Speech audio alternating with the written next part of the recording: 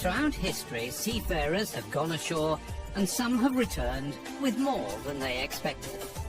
This programme and the accompanying workbook looks at an area that's sensitive from both a personal and cultural perspective: sexual health.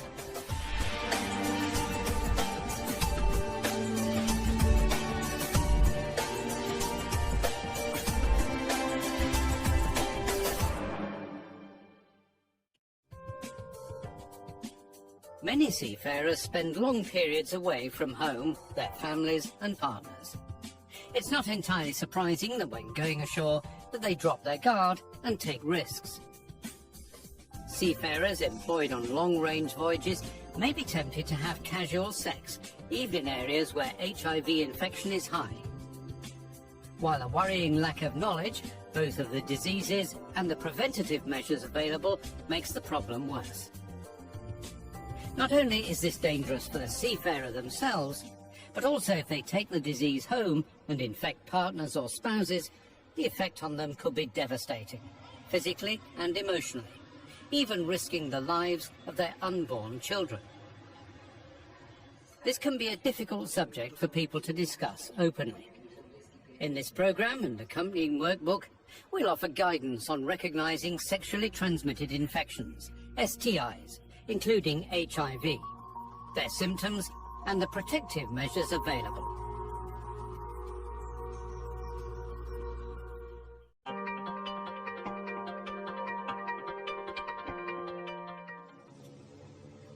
STIs are very common. According to the International Seafarers Welfare and Assistance Network, ISWAN, nearly 1 million people worldwide get an STI every day. Unprotected vaginal and anal intercourse carries the highest risks for the most dangerous sexually transmitted infections. The presence of an untreated STI can increase the risk of becoming infected with HIV, human immunodeficiency virus, causing AIDS. The most common STIs that are likely to be contracted include gonorrhea, syphilis, chlamydia, genital warts, genital herpes. While many of these infections can be treated fairly easily, some leave lasting damage, and all of them need treatment as early as possible. Left untreated, many of these diseases will cause sterility, cancers, liver and bladder disorders, and in the case of syphilis, blindness, paralysis, heart disease, and often death.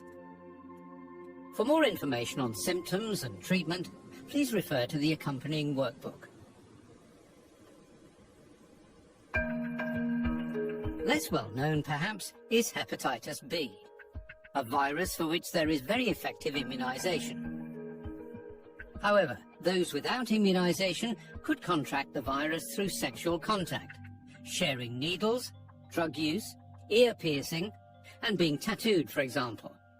Untreated, hepatitis B leads to serious liver problems. There is no immunization, however, for hepatitis C, and many sufferers will show no symptoms until their liver becomes increasingly damaged, leading to cirrhosis. Around 1 in 5 people experiencing symptoms will show a yellowing of the eyes and skin, known as jaundice. The immune system of around 1 in 4 will kill the virus. But for those who remain infected, the long-term effects are serious, even fatal.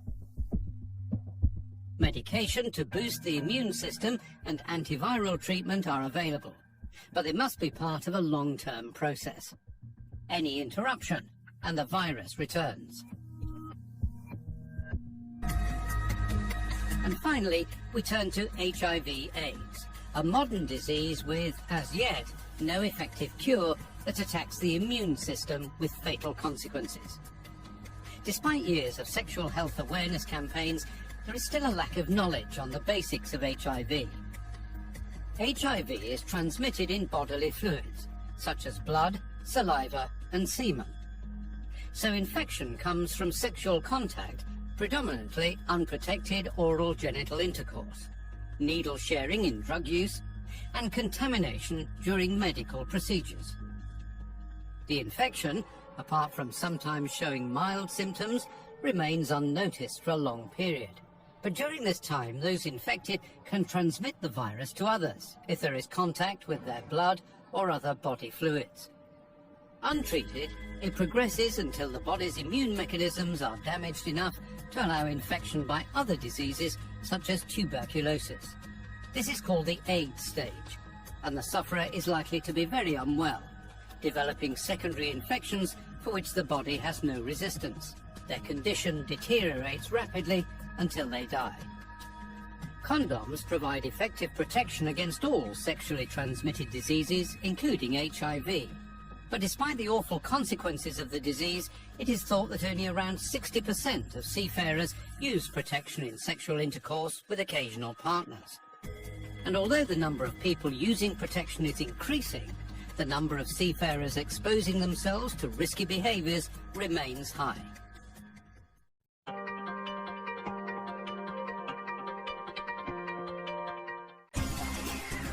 Basically, not engaging in casual sex is the safest option.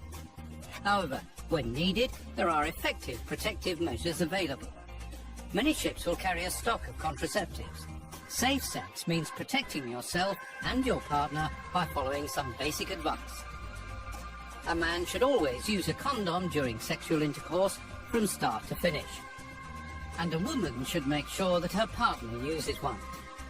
It's the responsibility of every seafarer to protect yourself and others. Condoms are available everywhere, so there is no excuse for not being equipped.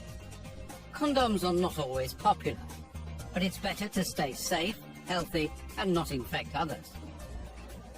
People who are at increased risk of catching an STI, for instance people who change sexual partners frequently, should have a checkup at a clinic every few months.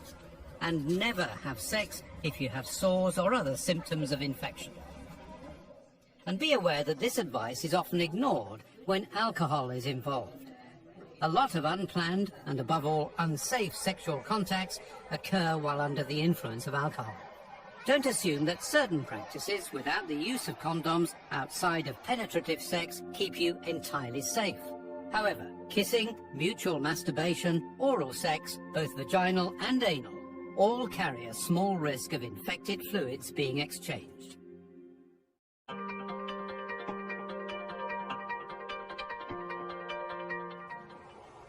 But if the worst happens, what then?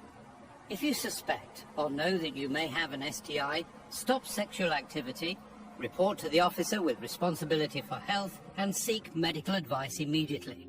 If you think you may be at risk of HIV/AIDS or any other STI because of unprotected sex, you should go for testing at the first opportunity.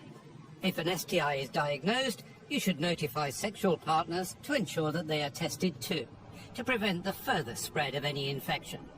And finally, if you are joining a ship while undergoing treatment for an STI, what then? First of all, if you're receiving clinical treatment, this must be declared to your employer and you may not be able to sail. Uncompleted treatment means that the infection could still be present, and you could remain a danger to yourself and your workmates. The normally accepted procedure is that you must declare any changes to your health and the prescribed medication you are taking before joining the vessel. You would only be permitted to join if the medication you have can be safely taken while working on board. The officer in charge of health can refer to the ship's medical guide for any detail and advice. Assuming that you are able to sail, it is important that when practical or when returning to your home port, that you continue follow-up appointments with your doctor or clinic to make sure that the infection is eliminated and that you pose no risk of passing it on.